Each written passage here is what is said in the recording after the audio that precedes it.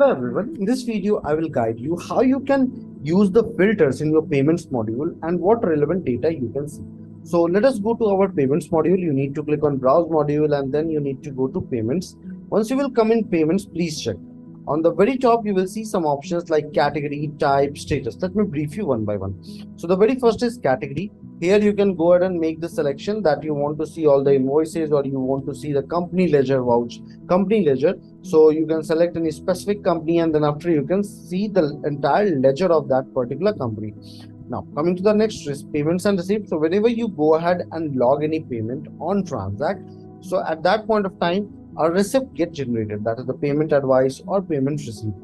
That payment receipt or entire detail will be coming into your payment and receipt option. So suppose there is one of my invoice for which 50,000 is already paid.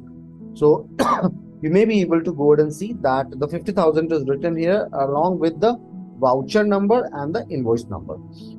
After that, let's go back. So once we will go to the document, there is an option. Next is type, counterparty and TDS and other charges. So this filter is provided. Counterparty generally indicates that it contains all your invoice, credit note, debit note and financial documents. Talking about TDS and other charges, if there are any split or just like example, for example, TDS, so that will come here. So you can very well go ahead and select it and then after you can take the next action of log payment. Now, coming back to the counterparty, here is the status. By status, you can see receivable, payable, received, and paid. So in receivable, only those invoices will get displayed for which the payment have not yet arrived, and the payment is yet to come. So that you will be getting there. After that, what you will be able to see in payable. So those invoices for which you need to make the payment will come here, received and paid. After logging the payment, that particular invoice will move into received or paid segment.